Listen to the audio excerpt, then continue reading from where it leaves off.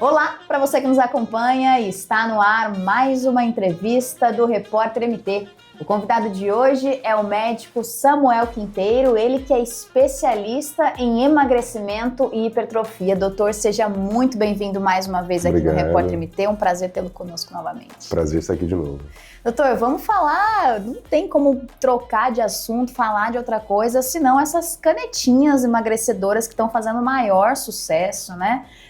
Para tratamentos, elas já serviam, né, para tratamentos de diabetes e agora estão focadas na questão da obesidade, auxiliando na mudança de vida de muita gente, mas com elas também vieram inúmeras dúvidas, doutor, ainda mais que a gente tem acompanhado, eu falo por conta própria, meu Instagram agora está lotado de gente vendendo essas canetinhas, sim, muitas vindas de fora do país, de Paraguai, dos países aqui que fazem fronteira, e tem muita gente comprando também. Então, eu queria que o senhor começasse falando para a gente qual que é o perigo da comercialização irregular desses medicamentos, o quanto isso pode trazer de prejuízo para a vida desses pacientes, dessas pessoas que estão querendo emagrecer. Sim, demais, né? Então, a questão principal é que a gente não sabe da onde vem, né, esses aí que são comercializados de forma irregular, né? Então, normalmente vem ali do Paraguai, mas de que lugar exatamente, né? Então tem toda uma logística do início até chegar aqui que a gente não sabe todo esse meio do caminho, como funciona. Sim. E se esse início da produção no Paraguai, se é que realmente tem ali a substância da forma correta, sem mistura de nada, sem subdose, né? Então, mesmo que, por exemplo, lá tenha tudo certinho, não, produziu certinho, tá tudo perfeito, vamos supor que esteja tudo bem. Tá, mas e para chegar até aqui, como que foi, né? A parte de quem comprou ali para vender para o revendedor, não teve alguma alteração ali? E o revendedor para vender para você, não teve alguma alteração ali, né? Não teve alguma mistura de substância, né? E para chegar aqui, o transporte, como que foi, né? Então, tudo isso daí é bem complicado, né? Altera a substância, né? A gente está falando aí desse processo todo, porque vou citar o nome do Mounjaro, que é o mais comum, é o que todo mundo está falando. A caneta emagrecedora, ela tem que ter todo um cuidado e manejo com ela, a questão de armazenamento, né? Por isso que o senhor está citando essa questão do processo, a vinda até aqui. Acho que isso também tem causado o barateamento desses produtos. Porque o que muitas pessoas têm feito, aqui no Brasil, a caneta costuma estar no preço dos 4 mil, quase 5 mil reais, dependendo da dosagem também, estou citando só um exemplo. E aí, quando ela vem de fora, do Paraguai, de outros lugares, tem gente vendendo a 1.700, 1.600 reais, ou seja, é menos da metade do preço. Esse barateamento, doutor, ele está relacionado não só a questão do armazenamento que a gente está falando, mas também sobre misturas, né? E a gente não sabe o que tem ali dentro. Isso pode estar misturado com outras substâncias também, né? Assim, são, na verdade, muitas coisas em conjunto, né? Então, primeiro, o fato de ser produzido em outro país, existe um custo diferente de produção, só que, novamente, a gente não sabe qual que é a rigorosidade da legislação de um outro país. Então, sim, aqui a Anvisa é extremamente rigorosa. Você produzir um produto de farmácia magistral, por exemplo, tem todo um rigor gigante de critérios que têm que ser seguidos, né? Tá, no Paraguai, outro país, tem todo esse rigor, né? A gente não sabe como foi produzido, qual que é a segurança do local em que foi produzido, né? Se não tem outras substâncias em conjunto, dependendo de qual local foi produzido, né? Então, eu tenho até muitos pacientes que vêm para mim já utilizando essas do Paraguai ou outras, que eles vêm relatando sintomas que não são comuns com o Mounjaro, né? O tirzepatida. Então, por exemplo, tá com muita taquicardia, sudorese, não é esperado isso daí, né? Coração muito acelerado, suando demais, são sintomas que remetem até um pouco ao hipertiroidismo. Então, será que não colocam, por exemplo, um hormônio de tireoide lá dentro? Acelera o metabolismo, emagrece. É barato, pode ser uma opção, né? Porque então, eu imagino, eu ia te perguntar quais substâncias podem estar misturadas, justamente porque tem muita gente que está usando esses medicamentos irregulares e alega que está sentindo diferença, que realmente está emagrecendo, o que faz parecer que a procedência não é duvidosa. Mas é isso que está falando, dentro daquela mistura pode ter uma porcentagem bem pequena de tirzepatida, que é... A gente não sabe, né? Por exemplo, eu quero produzir, por exemplo, a pessoa já está cometendo o crime de contrabandear para cá. O que é o crime de trocar a substância lá de dentro? E aumentar a margem de lucro? Eu vou ser preso de qualquer jeito. Tudo é possível, né? Sim. Então, são possibilidades. Outra coisa, a pessoa fala, mas eu começo a emagrecer. Tá, mas tem muitas substâncias que podem emagrecer. Perfeito. Então, por exemplo, a gente coloca lá o Ozempic, que é mais barato, coloca uma efedrina, que acelera o metabolismo, um hormônio tireoide. A pessoa vai emagrecer um monte.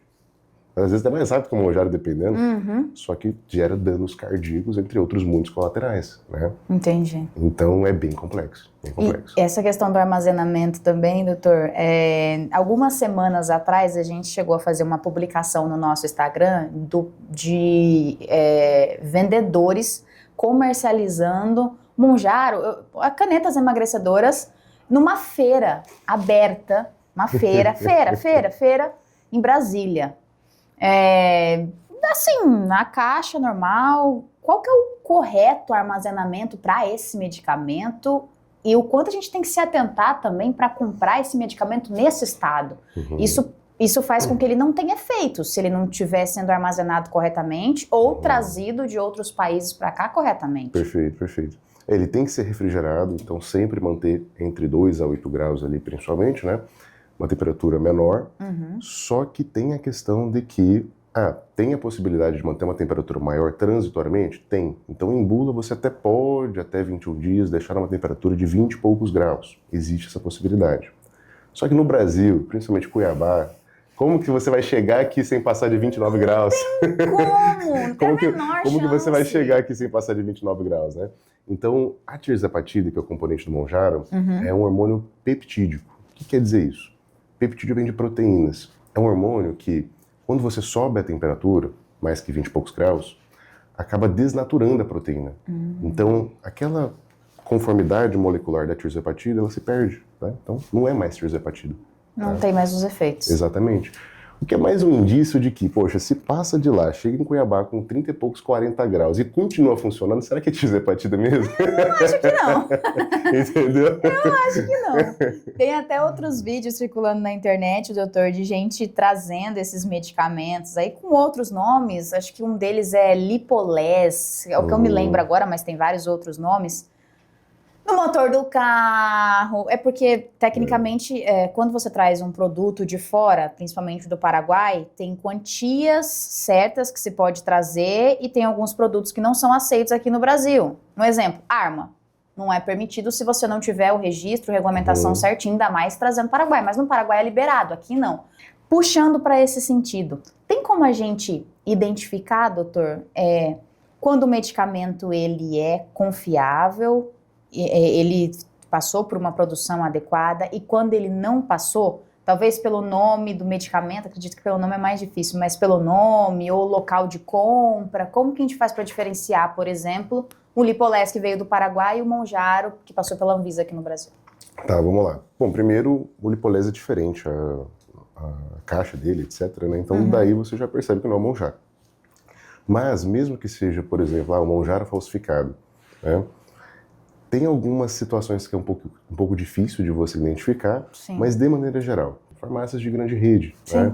Então, Drogasil, Pague Menos, tem várias, né? Sim. Dessas grandes redes, a tendência é ser mais seguro, ter uma precisão maior ali de segurança. Não que as outras não possam também ter produtos bons, né? É só uma observação para de maneira geral, eu me sinto um pouco mais confiante em comprar numa farmácia maior, mas tem sim farmácias pequenas, pode ser boas também, mas dá para entender que não tem como ter tanta certeza. Sim, né? sim.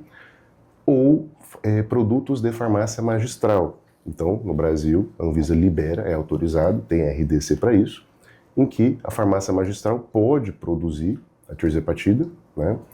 E a gente pode fazer no Brasil, que isso reduz um pouco o custo para o paciente, né? Então, é um custo muito maior normalmente quando faz via importação, etc, né? Mas então, não é qualquer farmácia de manipulação, né? Tanto é que aqui em Cuiabá nem tem, né? Então, é alguns pontos estratégicos no Brasil que tem essa produção especializada. Né? E, doutor, quando o paciente... 2 pontos. Falar primeiro sobre a automedicação. Tem muitos pacientes que, como estão vendo em outras pessoas o reflexo o resultado, na verdade, da medicação, o emagrecimento, entre aspas, rápido, né? E quer fazer também, começa a comprar o medicamento, às vezes em farmácias que não tem necessidade de retenção de receita, ou em quem está trazendo de fora e comercializando. E aí, depois disso, eles começam a se preocupar, sentem algo diferente e te procuram no consultório. Quais são os primeiros sintomas ou o que o paciente mais alega quando ele chega para você usando um medicamento que a gente não sabe qual é a procedência? Muito relativo, tá? Então a gente pode colocar 2 segmentos, pacientes que usaram algo verídico e os pacientes que usaram algo falso, né? Beleza. Então os que usaram algo verídico, de maneira geral, sem um acompanhamento, é assim, é clássico, 95% vai estar em algum dos extremos. Que extremos? Ou ele usou uma dose muito baixa por muito tempo, não teve resultado, então rasgou-se de fora, né? Então não teve resultado. Sim. Nossa, mas eu usei tanto tempo e não perdi nada. Nossa, eu já escutei muito isso no consultório, já escutei muito isso. Falei, quem estava te acompanhando? Você estava usando como? Eu já escutei demais isso no meu consultório. Ah, mas eu usei tanto tempo e não tive resultado. Calma, calma. Vamos ajustar essa dose, vamos individualizar o acompanhamento, né? Ou o outro extremo, ele subir a dose com muita velocidade, até perde peso muito rápido, cheio de náusea, cheio de colateral, não tem mais produtividade no seu dia, então assim, complicado, tá? Um dos extremos é muito clássico, muito clássico. Tem alguns sintomas que são naturais do uso do Monjaro, né? Só pra gente diferenciar desses outros. Cita pra gente, por favor, doutor. Uma parte pequena dos pacientes pode ter náusea, é o principal efeito colateral, pode dar enjoo, né? Bem menos que o Ozempic, Saxenda, entre outros, mas pode acontecer. Sim. Né? Geralmente é um sintoma fácil de resolver, tá? Então a gente tem como remediar. Parcela menor pode ter vômito, tá? Mas é menos comum. Pode ter diarreia no início do uso, então quando sobe a dosagem ou inicia o uso, durante as primeiras semanas pode acontecer, depois o corpo vai se acostumando e vai parando, tá? E pode ter também principalmente constipação, de ficar um pouco mais difícil no banheiro, mas também é fácil de remediar. Sim. E no caso dos pacientes que estão usando medicamentos irregulares, que em si não são compostos única e exclusivamente da tirzepatida, por exemplo, que é um componente do Monjaro. Quais são os sintomas que eles te apresentam? Doutor? Aí são todos que você puder imaginar. Misericórdia. Uma bomba de remédios. Porque tudo é possível, né? Não se sabe o que tem ali dentro. Depende do que foi colocado, né? Então, sei lá, vamos colocar que a pessoa está usando um Ozempic que venderam para ela lá no rótulo. Tirzepatida, mas Ozempic. Ela pode ter náusea, pode ter a perda de peso que ela quer, mas não está usando o Monjaro, né, tirzepatida. Não, colocaram, por exemplo, um hormônio de tireoide. Pode ter o que eu já peguei em pacientes lá no consultório. Taquicardia, coração acelerado, sudorese, midrise, ou pílula dilatada, né? Caramba. Então, assim, são possibilidades. Ou efedrina, outros componentes ali que são aceleradores de metabolismo. Que a pessoa usa, emagrece, né, mas de forma que você gera danos, principalmente no sistema cardiovascular do coração. Né? E falando até um pouquinho sobre dosagem, doutor, hoje em dia a gente tem as dosagens do Monjaro, a gente tem as canetinhas de 2,5, né, miligramas, 5, 7,5 e 10. Qual a importância também do cuidado com essas dosagens? Porque a gente está falando na maioria de canetas falsificadas, mas tem também quem esteja usando, mesmo que verdadeiras elas sejam, por conta própria, se automedicando. Qual que é a preocupação nas quantias da automedicação? O que isso pode trazer para o paciente também e reforçar a importância de ter um acompanhamento médico? Tá. Vamos lá, depende de qual paciente, depende de qual foi a velocidade da subida de dose, né? Certo. Então, como eu disse, tem pacientes que vão subir muito aceleradamente, né? Sem ter um acompanhamento interessante, né? E isso pode gerar muitos efeitos colaterais. Aquela pessoa, poxa, era para ser um tratamento que ia dar um super resultado, não ter quase colaterais, ou se tiver, tem um acompanhamento médico para ir remediando, né? Mas acaba tendo muitos colaterais, muita náusea, muito enjoo, muito diarreia, muita constipação, ficar muito improdutivo durante o dia, porque você não tem energia durante o dia, né? Então, são algumas possibilidades. Certo. Doutor, só para a gente já ir caminhando pro finalzinho da entrevista, eu ouvi falar que parece que vai ter o Monjaro quantia de 15 miligramas. Isso está em andamento? Já tem alguma informação sobre isso?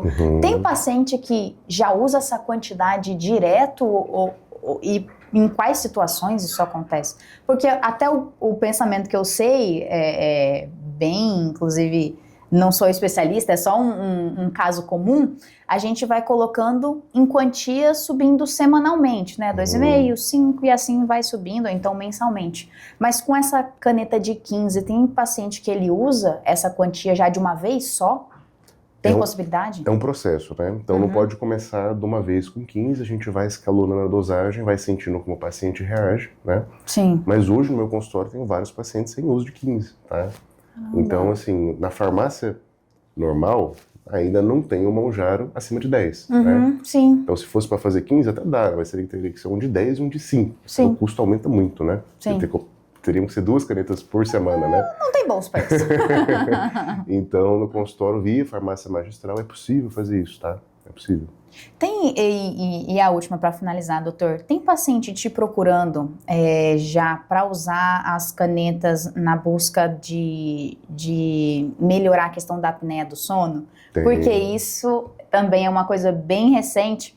A gente viu que nas últimas semanas, aí tem pouco tempo, um pouco menos de alguns meses, a Anvisa aprovou a questão do uso do Monjaro para tratamento de apneia. Exatamente.